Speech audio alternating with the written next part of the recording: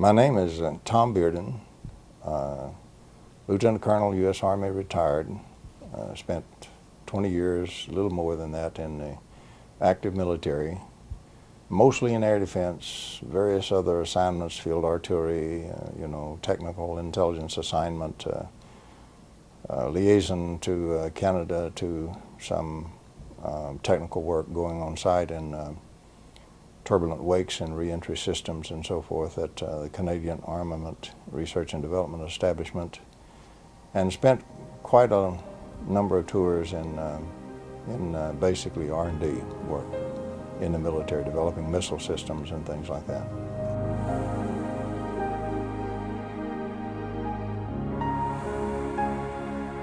For about 20 years or more, some associates and I have been researching very heavily into trying to extract electromagnetic energy from the vacuum. Now, we did so under somewhat duress because the conventional electrodynamics model does not allow this to happen. In other words, it doesn't allow you to extract excess energy from the vacuum and use that to power your load. So it doesn't allow you to make a self-powering system. So we took the approach that some of the phenomenology we had seen in experiments and so forth convinced us that it was possible, and there didn't seem to be any real physical reason why it couldn't be extracted if we could find the way to do it.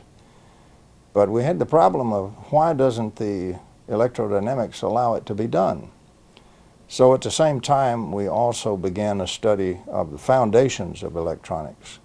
In other words, what are the fundamental concepts that are assumed in the theory? Where did they come from? And how did they get in there?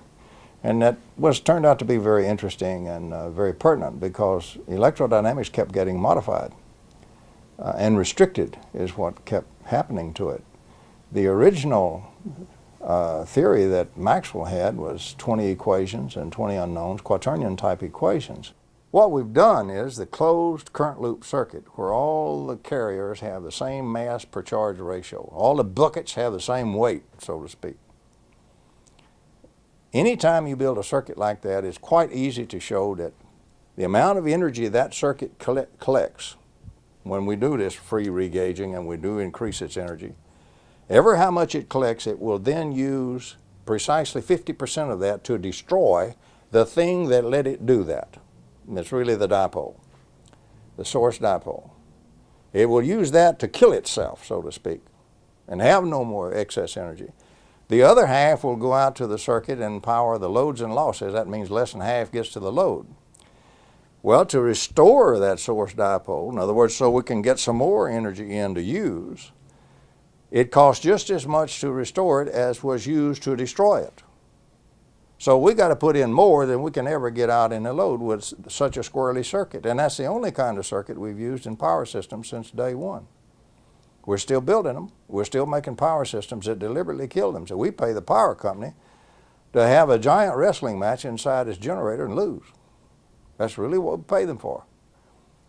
So that doesn't seem to be the way to run a railroad. It would seem to be much more ideal to freely change the energy of the system, pay a little switching cost so we get it switched over to the load and dump it in the load and let it go, let it power the load. And so you can do it. So the problem we ran into was that the electrodynamics had actually been modified to throw out the very kind of systems that we had seen in our experiments, evidence that could be done, but violates the ordinary electrodynamics. And we can do it and not violate conservation of energy. We can do it in accord with thermodynamics, and we can do it in accord with physics and electromagnetics. Now, this is absolutely rigorous. I don't care how many folks want to check that, it will hold up. It is rigorous. So this was one thing we established from the study of the foundations of electromagnetics. You are permitted to have electromagnetic systems that power themselves and their load, and you don't have to put in the energy. They take it from the vacuum, the active vacuum. Our engineers are taught to throw away about 10 trillion times, for a typical average case, as much energy as they pull out of the vacuum without even knowing it in a generator and a battery.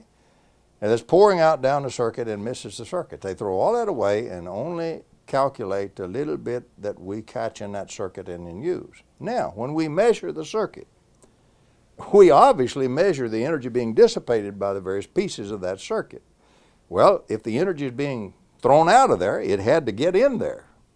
So obviously the measurements of the circuit will match Poynting's theory because it'll match the energy that actually went in there to get dissipated. Like the country boy said, you got a pipe here, so to speak, and it's got some holes in it. If you measure all the water flowing out, that's how much water come in it. Now your whole river can be around it and missing the pipe, and you won't measure that. So we have built a whole science based on throwing away this enormous energy that is pulled out of the vacuum by every little old separation of charges, every dipole. Well, in the 50s, in the 1950s, particle physicists discovered, Wu and others discovered broken symmetry. They discovered how fundamental a process something like this dipole is, where we separate two opposite kinds of charges. And T.D. Lee, for example, looked at it for physical charges and so forth, and Lee won a Nobel Prize for it.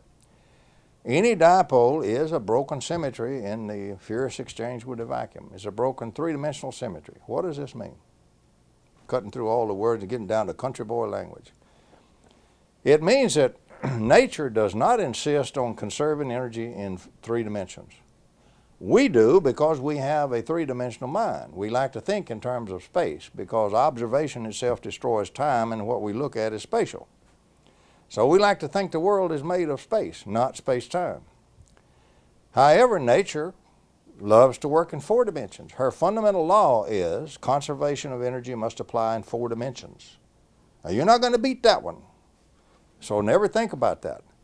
But there is no law of nature that requires you to come in and say, also it must apply simultaneously in three dimensions. If we build some gadget that makes it apply in three dimensions, we apply an extra constraint on what nature will give us. Turning that around, we go around building things that insist on having this three-dimensional exchange of energy. We got to put it in three dimensions for whatever we get out and lose some in the middle. So we got a terrible situation all the way. It's called entropic engineering. We always got entropy beating us to death. Never go over unity. Forget it. Lose a lot. We talk about, efficiencies at 30% and so forth for our power systems when we talk about burning the coal and all that stuff.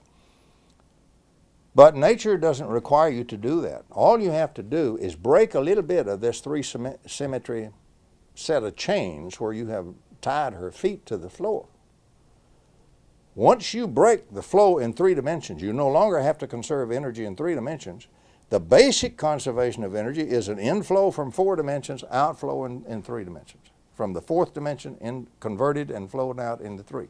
And that one is free. Giant negentropy is free. Nature will start reorganizing a goodly percentage of the whole vacuum for you, spreading at the speed of light, and will continue it as long as you leave the dipole alone. The original charges and dipoles in the original matter of the universe have been putting out energy and reorganizing the vacuum for 15 billion years. Today we're said we can't engineer negentropy when negentropy is the easiest thing in the world to engineer, whereas entropy is the hard way to do it, and that's the way we all do it. The bottom line of this is if we'll initiate the negative entropy and let it go, it's just like you punched a hole in the ground and you got a big gusher of oil. You don't have to furnish the pressure and you don't have to furnish the oil. Here it comes. And it comes out in real oil that you can use. And the common dipole in every electrical circuit pours out energy in that fashion. The problem is not how to get enormous energy from the vacuum. That problem has been totally solved. It was actually solved in 1903 had we understood it. Had we understood what Whittaker wrote. We didn't. But now we do understand it, and we do certify very rigorously with some of the AIS papers that that is for real.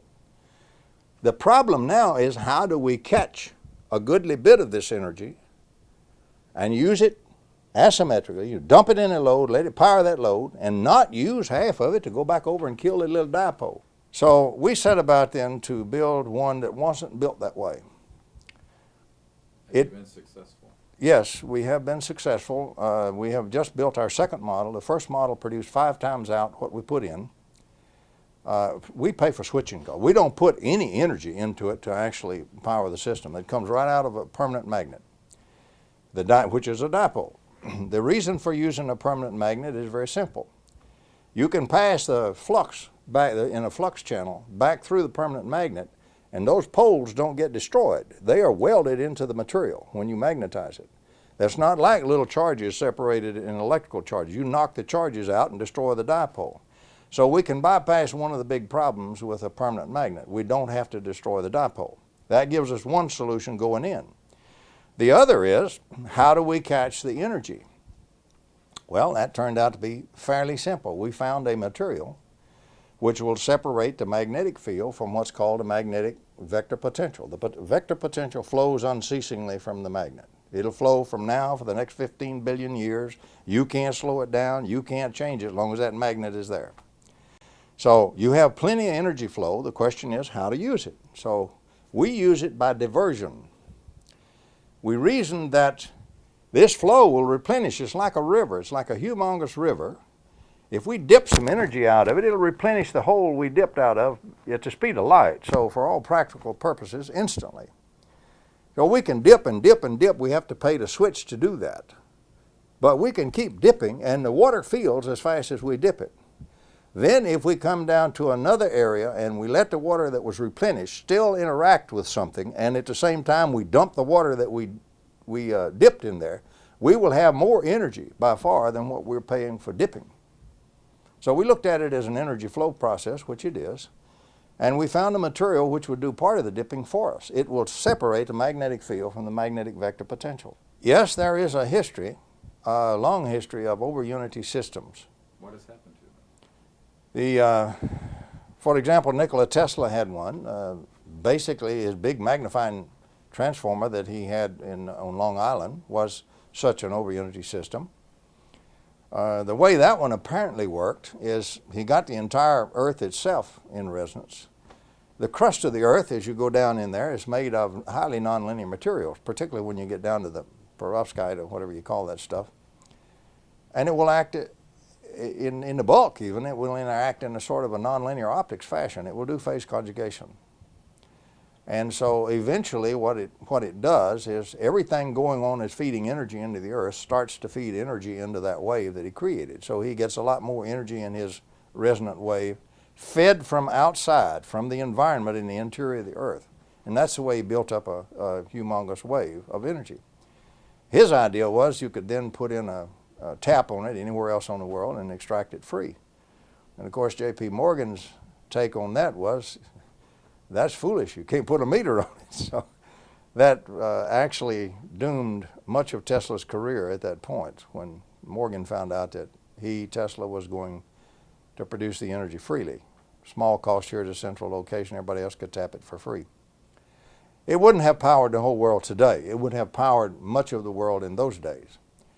Tesla also, we're pretty sure, put a system in a car and ran a car on it. And the reason we're pretty sure is his nephew who rode in the car with him is still alive and can describe the incident and how the engine had no gas, no input of power, and would still run once Tesla got it started. And we know it's perfectly possible. Tesla apparently knew how to use this giant negentropy process that's universal everywhere. Energy is free for the taking from the vacuum, anywhere you want it. We just have to learn to use that. Some of the breakthroughs in the past have been deliberately suppressed. I will name a few. T. Henry Moray was inspired, of course, by Tesla's work, and he demonstrated so many times to so many scientific and engineering groups and people who were skilled in the art. There is absolutely no question that T. Henry Moray had a system that produced about 50 kilowatts out of a 55-pound box. This is well established as you go back and look at all kind of certified tests and everything else that he did. There's all kinds of skullduggery that happened there. I don't think T. Henry Moray ever got a decent chance to ever do anything with that. The Russians even tried to kidnap him at one time. It reads like a James Bond movie, but it's real. It really happened, and it really happened here in the United States. What year was that? This was before the war. This was in the 1930s. In the same general period of time, one of the greatest electromagnetic fellows we ever had, scientist, was Gabriel Krohn. And Gabriel Krohn invented a true negative resistor working on a Navy contract for Stanford University. He was never permitted to reveal the exact way that he constructed his negative resistor. But I used direct quotes where he in fact said we have a negative resistor and we can disconnect the generator from this network analyzer when we got negative resistors in there because they will power the circuit. So that one was in fact suppressed. I don't know whatever happened to it, but it vanished. And he never did reveal the secret of what he called his open path, connecting any 2 points in a circuit. But it is in the literature and it's well documented because he was perhaps the leading electrical scientist in the United States at that time. Well, there's another one that went down the tube. Various and sundry people have made casual ones from time to time over the years. I'd estimate probably 50 different inventors have casually invented something. Even if they didn't understand it, they did get it to go over unity. We're never able to get anything done with it. Most of the time they incurred a lot of enmity from the scientific community. Sometimes we're really hounded. And sometimes we're just very naive. Sometimes very naive. Probably the best documented scientifically over unity systems, self-running, self-powering systems, were developed by the Russians before World War II. It's in the French scientific literature and it's also in the Russian scientific literature. The papers are there. I quote them in many of the things that I published. And you can go check the papers. The theory is there. Many papers are published on this in the Russian scientific literature. They built what we call parametric oscillators. They have an oscillator going and they change in the middle, they switch the actual inductance or capacitance or both of the things so that it becomes a self-oscillation device. And they reached, goodly power for those days of 50 and 100 kilowatt devices. There are many ways of looking at the suppression that's occurred in this area, and certainly I do not wish to talk about it myself, but I've been a victim of quite a bit of suppression. So has any other legitimate researcher in this area. All I can do is give you my ideas and drawn from my own experiences and what I think it is and where I think it's coming from. Today, we don't have so much big kingdoms. Today, we have big economic programs, big economic countries, or basically, we have cartels. We have a whole set of cartels in an area, interlocking corporations, and behind this, we have a few people who are quite wealthy and who own most things. Now, the normal nature of the beast for very powerful empires, let's call that an empire. It's a corporate empire, a set of corporations empire, is basically a cartel. Historically, as far back as you want to go, we have had cartels.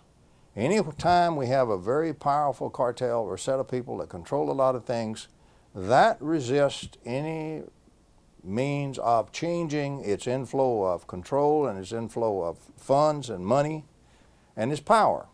Everybody's trying to be the big monkey. It's really as simple as that. And so the more powerful the agency, the more powerful the group, the more powerful the cartel, the more they will resort not only to legal means but to extra legal means to suppress their competition. This is openly known today. For example, the greatest espionage in the world is industrial espionage between one corporation and another right here in America. They're the ones that hire all the spies and the spooky equipment and everything like that, by far more than the intel agents do. So that's one thing we have. We have the giant industrial or really economic cartels in energy. And it's not one cartel. So there are many, many groups in energy. And each of those has become very powerful in its own area, and each one does not wish to see simple little electrical taps pulling out enormous energy from the vacuum. They would much rather see you burning a lot more oil and so forth. So yes, in my view, there is a very active suppression effort by those kinds of folks. Part of that goes into very unique areas. They don't do it so much. It's not totally mafia type stuff. It's not like, you just flat get shot. There's some of that. But one of the main ways of suppressing it is they take a deep psychological profile of an individual that they wish to suppress. What it means is they really wish to get him entangled in all kinds of difficulties he can't get out of. Now, a good trait from a human being standpoint may be a very valuable trait to somebody who wishes to manipulate you. For example, suppose you're easy to approach. That's a vulnerability. That's a serious vulnerability. So one's deep psychological profile is examined in great depth by real experts.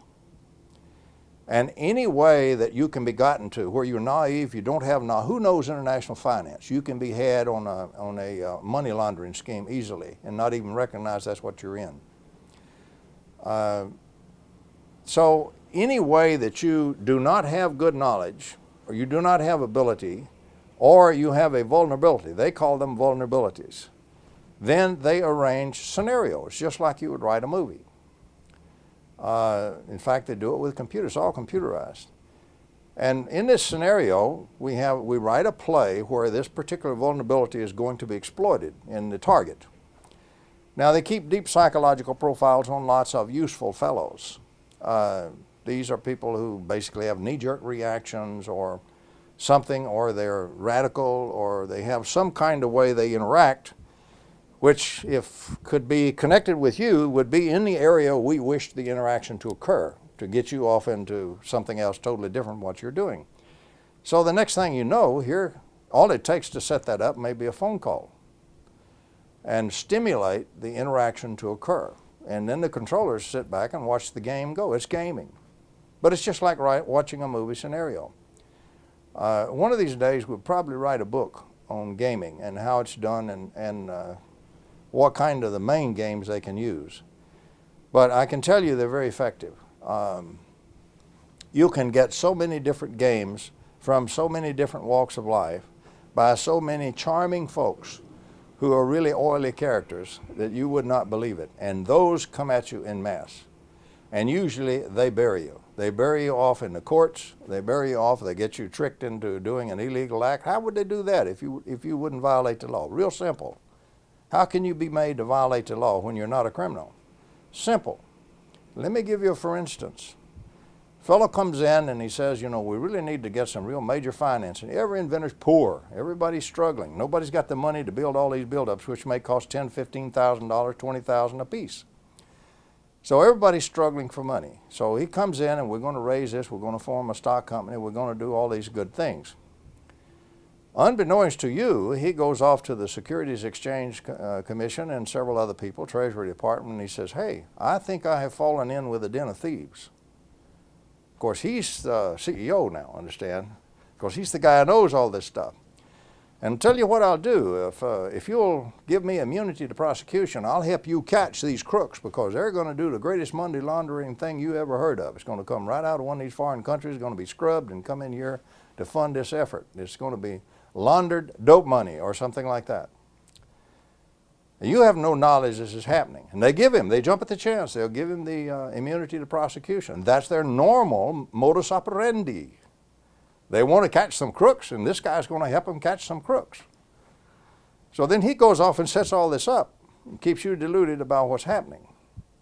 Now you wind up in where the thing is going to be consummated somewhere, and if you consummate it, you wind up behind bars for about 20 years wondering how you got there when you never did anything to money launder anything. He's the fellow who did it and who set it up, and he testifies against you because he's immune to prosecution. This is one of the standard games. Machiavelli is not dead, he still lives. And these are the games that are played, and it's particularly played in the systems where people are trying to build over unity systems. It's been very effective in stopping some of them. Do you think lethal force has been used? Lethal force is used. I worked with an inventor, for example, the Sparky Sweet is quite well known. And he was shot at once with a silenced rifle a sniper rifle from about 300 yards. The only thing that saved his life was he was an old guy and very feeble there towards that part of his life. And he was stumbling as he coming up the steps and he fell down. He just flat fell down on the steps, caught his foot and fell right forward. And as his head went forward, the bullet went right by where his head was. And of course, the assassin was never found. So there are many cases like that. Some are killed. I believe Marinoff, I believe to be a kill. I don't believe Marinoff jumped off a building when he was excited on the way to to talk about his invention and so forth. Gave no indications of it. If I can believe the reports of the people who visited where his body lay on the pavement glowed. And there's only one weapon on earth that will kill a human body and leave where it lies on the cement, let the cement glow under it, and that's a longitudinal wave shooter, what's called a shooter.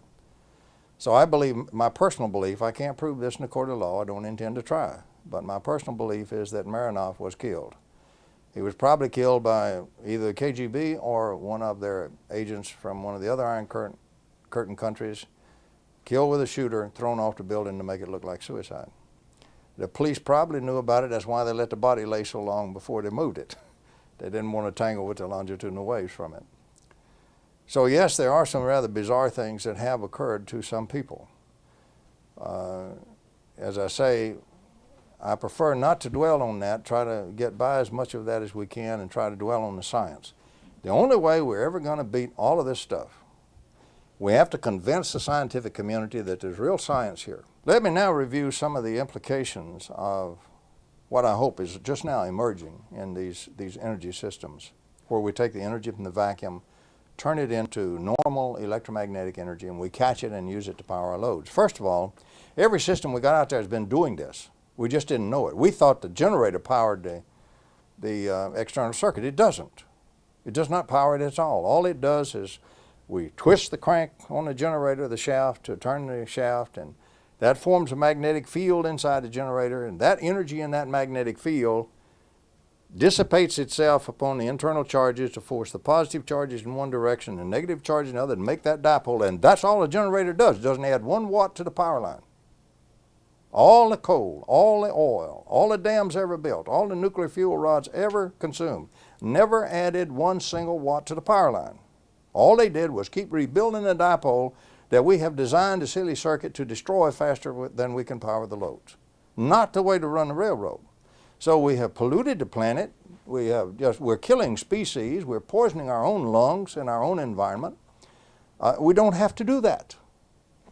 But it's a giant set of cartels, it's a giant financial set of empires, and it's going to continue this way unless we get the attention of the scientific community focused on it, and hopefully get some legislative action focused to force the action to develop these kinds of systems. Now the implications once we develop them and start to use them, first of all, we don't have to have all this nuclear. Look how expensive and how long it takes to build a nuclear power plant, and then all the radioactive waste you have, they still store the fuel rods on the sites after they're spent. They don't know what to do with them. So you got all kinds of schemes about where you're going to put them. The blunt truth of it, right now we're storing them on site. It's at the nuclear power plants. The other thing is we don't need to pollute with all these hydrocarbon byproducts. We don't need to pollute the whole biosphere like that. We don't have to burn all that stuff just to make a dipole. Quit destroying a dipole, you don't have to remake it. So if we use the system where we extract it from the vacuum, we can clean up this biosphere. We can also, right now, one of the greatest critical things we have, in my view, the supply of oil is not lost, but the supply of cheap oil has now peaked. We are there. What this means is we will continue to get some oil, yes, but it will be more and more and more expensive year by year by year. Meanwhile, the demand for electricity goes up everywhere in the world, which drives the oil curve again, and what you have is the classic escalation of prices type situation. The demand is up, the supply is down, the supply gets more and more expensive to try to fill it, and so the cost just going to go up, and they're not going to stop. Well, what happens? Somewhere along the line of about 2008, the way I look at it and project it, we're going to have a world economic collapse. The economy cannot stand such increases as is going to come up. And God help us if we have a war in the Mideast, nobody knows what. Maybe 2006, instead of 2008.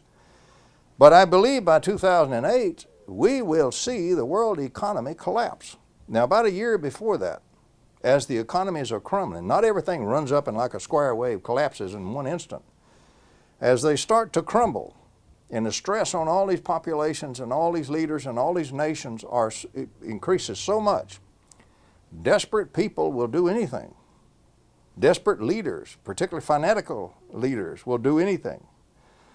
What will happen is their conflicts will increase and escalate, and they will start to use the weapons they have in those conflicts. And there's about 25 nations now, according to the Secretary of Defense Cohen, that have mass destruction weapons. Nuclear weapons, for example, for goodness sake. If you don't have nukes, maybe you bought some surreptitious plutonium. Look at what will happen to your water supply in New York City. You put a little plutonium in it. So all kinds of things. People that are the poor nations that can't afford nukes have biological weapons.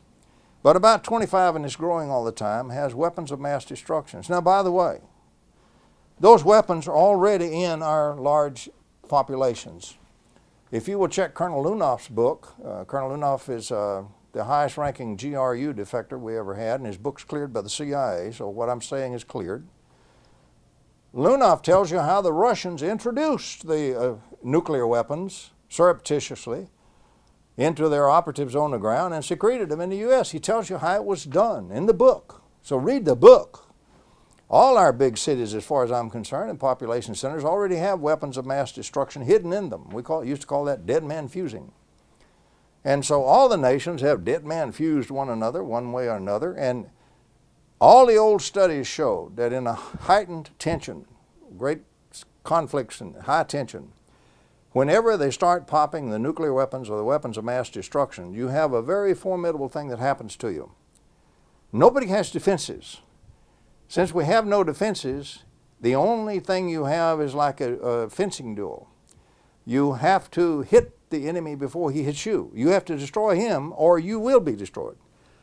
Mutual assured destruction is a funny acronym. The only thing that's debatable about it is whether the destruction shall be mutual or unitary. What happens is everybody fires on perception of preparation by his adversaries. And you have to fire everything you have as fast as you can, as rapidly as you can, as massively as you can to try to destroy your enemy, and otherwise you have no chance of survival. So what we get is the great Armageddon everybody's been dreading. The energy crisis going right now, in my view, will probably evoke a great Armageddon that we've all feared so long in about 2007, if we don't solve the crisis. We back up from that, it means the first quarter of 2004, these things had better be rolling off of the assembly lines like sausages, or we can all forget it and go home. It's too late to change it. That's how short a time we have and how short the rations are. Because of what I view as the stress, I view this as the greatest strategic threat to survival of the United States and in fact of civilization itself that has ever existed in my lifetime. Now, the fools may blow the world from other causes, don't misunderstand me, but they're going to blow it from this cause. This I'm quite certain of in my own view. So it means that anything I can do to try to stop that has to be done. What we need is a great Manhattan Project. You can do it. This is a doable. We have the principles. We know how to do the giant neg entropy. We have good scientists. We have some sharp young grad students and postdocs. They aren't allowed to work on these kinds of things. For goodness sakes, let's marshal them together like we did in World War II to get the atomic bomb, which we went from zilch, you might say, in 4 years. We had an operational bomb. Let's do the same thing here because survival depends on it. Not only of us, but of civilization. There's even a little evidence, and I don't know really how to put this in perspective. We had one friend, for example, that we worked with very closely who built practical over unity systems. He demonstrated at a conference, for example, an 8 kilowatt system. And then very mysteriously, he and his whole family disappeared. We have found out since, in fact, not long ago, that he's still around, and he's doing very well because he was attired in a very expensive suit and a very nice automobile. But he and his family are okay, even though they disappeared back there. But here was a successful unit that just flat disappeared off the face of the earth. Now, I assume, rightly or wrongly, it has to either be for the great financial empires or it has to be for some kind of black project that somebody needed a power system that would power itself in the load. And they classified it. Whatever it is, I don't know, but whatever it is, the survival of humanity itself and civilization itself is now at stake. And I really believe through the auspices of the U.S. government, regardless of what that kind of program in it anywhere may have, we must bring it forward to save ourselves and save the earth. If we don't, we can keep it secret, or we can keep it in the control group hands, and we shall all go down to oblivion in about 2007. If they don't have a war in the Middle East or something and do it in 2006 or 2005. I'm the co-author of a paper in the literature way back there which reports a successful anti-gravity experiment. I'm not going to do another experiment, not even going to participate in one. Not going to. So, you know, everybody's got a little bit different circumstance, and my circumstance for me to go on living and staying healthy and doing well depends on me avoiding certain areas, and that's one of them. But I can work in energy. I can even work in the medical area. But right now, the medical won't do you any good if we all go down the tube. Exactly. So energy is it. What needs doing immediately deals with the scientific community. If you look at what the scientific community is doing, I'm speaking sadly, but I'm speaking bluntly and truthfully. If you will read the literature, you will find it's almost business as usual. They're not doing anything that has any chance of stopping this problem before the world explodes in our faces. Sure, windmills are good. Burning the oil cleaner is good. All of these things, building a couple of more dams is good if you don't destroy too much of the biosphere, etc., etc. Building some windmills is good. However, that's a spit in the ocean. It doesn't solve the problem. The problem is just exactly like what we had in World War II. We have a problem, it's a doable, it can be solved very quickly because we've got the first half of it already solved, how to get the energy out of the vacuum. So half of it is already done. But we can't get the scientific community to move on it, to turn those young grad students loose and those young postdocs loose. The professor at the university, for goodness sakes, is trapped. He's absolutely trapped. All the universities are greedy. They want the overhead money. He's got to bring in extra money. He's got to get patents. And of course, he's got to get his papers published. So he's caught in a process where he must compete for the packages which are put together and come down for availability to compete for. If he doesn't get those packages and win them, he doesn't fund his grad students, he doesn't get the overhead money, he's going to be lucky if he's working for the grocery store instead of being a physicist. So he's in a mad scramble to try to feel and keep running on a treadmill to meet the conditions that's been laid down on him. And goodness sakes, those packages already prescribe all the research he's going to do and his grad students are going to do. So we've got the whole scientific community working on the wrong problem. And what could the U.S. government do about that? What we can do is do just like we did in alternative medicine, or really like the Manhattan Project. You can order the scientific community to do it whether they wish to do it or not, and hold them accountable from the highest level to the bottom. How much money are we spending in our national laboratories on nuclear stuff? Don't we think at least about 10% of that money ought to be rooted out of there and spent on nothing but this, which might save us while the other stuff takes us down the tube? Of course we should. In fact, it ought to be more than that. The best scientists we have, the best grad students, the best postdocs ought to be turned loose on this problem, and that means funded. And that means that we do not allow scientists to slander and libel people who are trying to do research in this area. Right now they do it wholesale and they do it at will. Now, look at what they call me in print, for goodness sake. But the problem is the scientific community resists change and it's doing business as usual. And my bottom line is, unless the legislative branch, together with the administration, forces them to get on this problem and solve it, they will not only fiddle while Rome burns, they will help burn it. The only alternative you have now, of course, since at this moment as we speak, the government has not moved. The scientific community has not moved. So that is a fact as of this moment I'm speaking. I hope that changes. I'm trying to change it. But right now, that is a fact. And right now it's a fact they're not going to move unless something happens to move them, and neither is the scientific community. Failing that, the only thing left is the private industry. And that's a mixed bag. First of all, the moment you try to do it in the private industry, then is when you are absolutely vulnerable to all the games. For example, lawsuit alone can hang you to where you will never come out of it for the next 15 years. The lawsuit doesn't have to be justified or anything at all. You can sue anybody for anything if you've got enough money to file the suit and want to swear. Simple as that. So the other thing you have is you can trigger anybody from anywhere for all kinds of radicals to come out of there and say, oh, you used a coil of wire, or you used something over here, you used some semiconductor, you stole my invention. And so the next thing, you can be in court for 20 years on that. All of this comes at you. This is part of the delay. This is the groups wanting to stay in power while we all go down the tubes. They operate primarily in the private sector. So you're automatically in that arena where the real lions are after you all the time.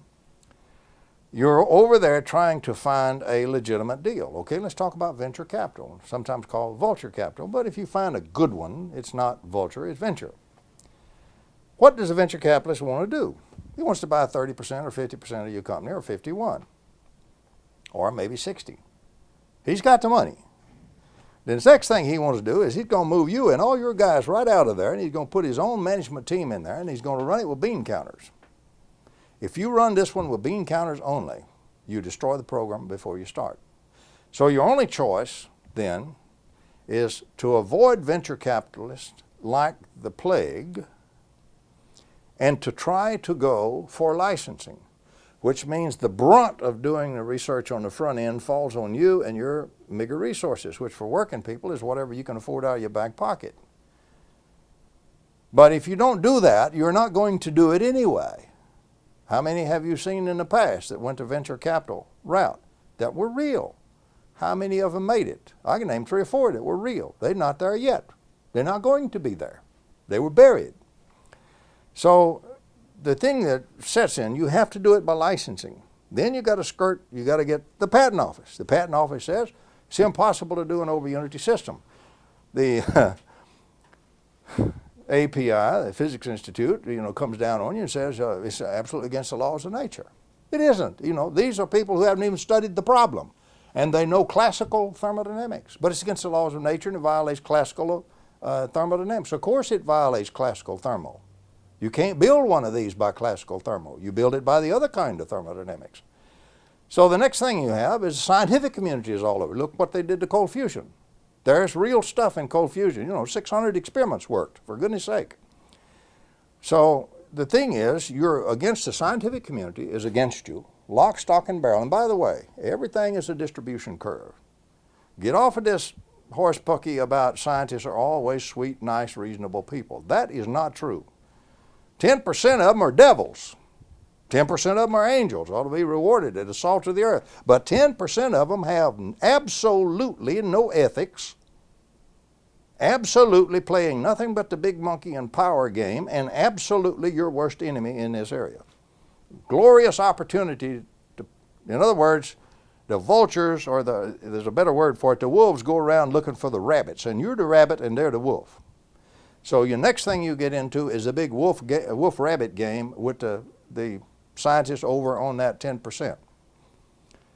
So you face all of that. Meanwhile, you've got to go to the patent office. You get to the patent office, what are you looking at? This is impossible. This is perpetual motion. You say, well, the atoms have been doing this for 15 billion years. It's not perpetual motion, but it's just long-lasting. But they call it perpetual motion, and of course there is an unwritten law that anything that's perpetual motion shall not be even proved or looked at. You can't even get a serious consideration in the patent office. I speak as one who has submitted patents in this area. I know what I'm talking about. I've defended a couple of them. So what we have is a situation where the entire structure of science, industry, the organizations of science, and the patent office are already against you. If you can't get a patent, how can you license? So it's a real neat little thing. It's the old chicken and egg situation. If I had the chickens, I could get some eggs. If I had the eggs, I could get some chickens. This situation is designed so you never get chickens and you never get eggs. So the only thing you can do is to try to put your head down and continue with that and do one other thing, communication. Fortunately, we do have the internet. Sure, it's full of a lot of bad information. It's also full of a lot of good information. You just have to discriminate. So the other thing you have to do to have any chance at all is communicate, communicate, communicate, communicate, which we do to the limit that we're legally able to do and not lose our patents. If we can get the government to move, they can cut through all of that by simply issuing the order to do it. And that's what it's going to take. We're going to struggle with this other, but I'll make you a prediction. If the government doesn't move, there's a 75 to 80% chance we will fail. We certainly won't make the first quarter of 2004. And if we miss the first quarter of 2004, not just us, there are several other inventors and groups in the same area and have systems that work. We are not the Lone Ranger here at all. I want every system out there that works and is real going. We need everything we can do.